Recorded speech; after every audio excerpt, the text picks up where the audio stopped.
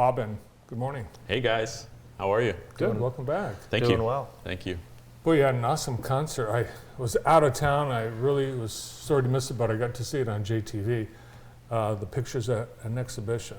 Big success. Yeah, it was really a lot of fun to introduce all those elements. It was a lot of coordination, and some of the music is tough for the orchestra, but I thought it all came together really nicely, and it was what we wanted, which was a real celebration of the arts and a collaboration with different people in the community. We have a clip from that great event. Let's take great. a quick look. Fantastic.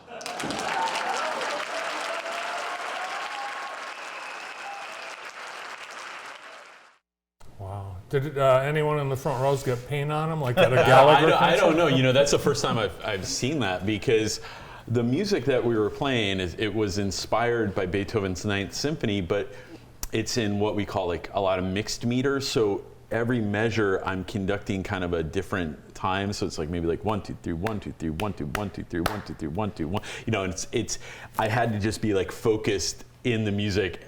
I really I glanced like a couple little peeks at him, but it wasn't until it was all over that I saw it. So it's modern music based on Beethoven, which we thought would be really fantastic as he's doing this portrait of Beethoven. Pretty cool experience for you. Yeah, and I think everybody was pretty blown away to see it. And then we'll actually have that same painting at the Guild auction in December. Perfect. Up for auction for the highest bidder, and we hope we get a lot of money thousands. for it. That needs to go for a handful of thousands. Yeah, I didn't realize what a professional career he has doing this all over the world. Yeah, pretty neat. Yeah, he was really nervous. He told me before that he wasn't sure he'd be able to finish it in the time that it took you to perform the piece. Well, so a little inside baseball, we had a little miscommunication with how much time he needed. And we thought he could do it in 4.5 minutes, which is how long the piece was, and he needed somewhere between 6 and 7. So we actually started by playing a little bit of the Beethoven's Ninth Symphony that the piece is inspired by, and then we had the composer of that piece that you just heard. It's called Ludwig. It's by Michael Doherty, who's on faculty at the University of Michigan, and Michael was there. And Michael was listening in rehearsal, and we played the little Beethoven excerpt, and we stopped, and then we moved on to his piece, and he's like, we need music all the way through. And so he got up there, and he's like, okay, and the timpani, why don't you do this? And and okay, we have to get from B to D, so let's do a big roll and a swell, and then Matt, you just go right into my piece. And so we essentially composed this little transition, and so there was music seamlessly all the way through, and it worked out. It was great. Awesome. Yeah. Now on to the next. Yeah. And the final concert of the season. For sure. Saturday. Yeah. Yes. This piece, Epic Mahler, Mahler was a conductor in Austria and later became the New York Philharmonic's music director in the early 1900s. He was prolific as a conductor, conducting lots of opera, things by Wagner, Beethoven, didn't matter, Mozart.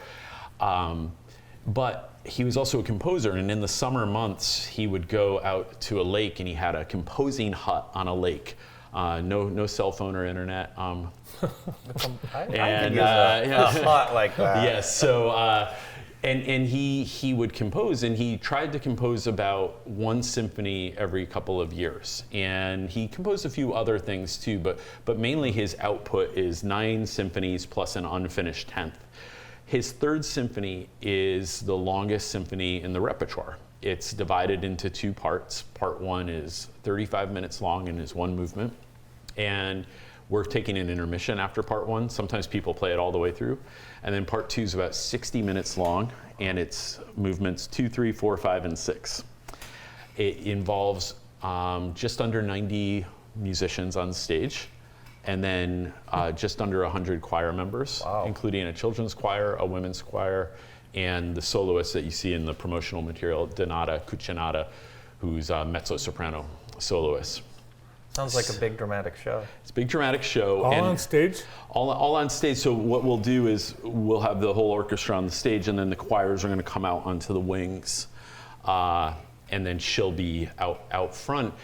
And Mahler, he kind of went back and forth. He definitely had this program, this story in mind for what the meaning of this music was to him. And he did share it with friends, but later suppressed it and just went with like the musical titles. But we know that what he was thinking, and his whole idea, the reason he's using such a large orchestra and all these forces, is that he really wanted to capture the whole human experience in everything he did. And so this piece, in a way, is like almost like from, like the creation of the world, not to be too dramatic, but the creation of the world all the way from nature, animals, humans, to eventually the heavens and God. So the first movement, he says, Pan awakens, summer marches in, very this juxtaposition of kind of this dark funeral-ish music with happy summer sounds. And then when we get to the second part, it's what the flowers in the meadow tell me. So it's a very light, whimsical, sounds very flowy, very cheery. The third movement, what the animals or what the beasts in the forest tell me, and there's like bird sounds like cuckoos and lion roars, and then eventually in the movement there's what's called a post horn solo. So one of our trumpet players will go off stage. I won't tell you where they'll be; it's a secret. But they're going to play off stage a solo, and back in Mahler's time, the post horn was there to announce that the mail was coming, and so. This again is just evoking this pastoral quality. Fourth movement, when the soloist comes out and sings, it's a text by Nietzsche, and it's basically what humankind tells me. It's very poignant and somber. And then fifth movement, the kids come out, and it's cheery sounds. It's a short movement, and it just talks about the angels singing, little bell sounds.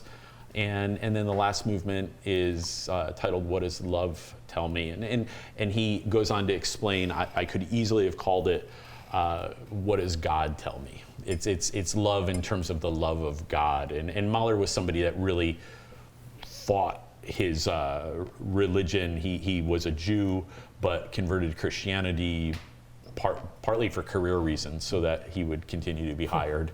Back in the early 1900s, there was a lot of prejudice, obviously. So, yeah, it was something he had to do. Yeah. Awesome.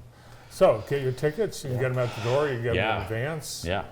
I mentioned the last concert of the season, the last subscription series concert of the season, because you still have next month Harry Potter. Yeah, real quick, let's throw a Harry Potter slide up. I mean, that's going to be packed. Yeah. We love doing this music. It's so much fun. In fact, I got to play. Lansing Symphony did this last weekend, did a Harry Potter concert, and they asked me to play French horn. So I was on the other side of the podium, and it just reminds me of how much fun it is. We expect to have a packed house at the Michigan Theater, so get your tickets soon. We'll play all your favorites from Harry Potter, I promise you. It'll be there. And a lot of people know the main themes, but there's some like hidden gems. There's this great flute solo. There's a jazzy section. It's a lot of fun. Awesome. Well, a lot going on and a lot to look forward to at the JSO. Dr. Matt Aubin, thank you so much for being with us. Thank you, gentlemen. Have a good day. More of the morning show right after this quick break.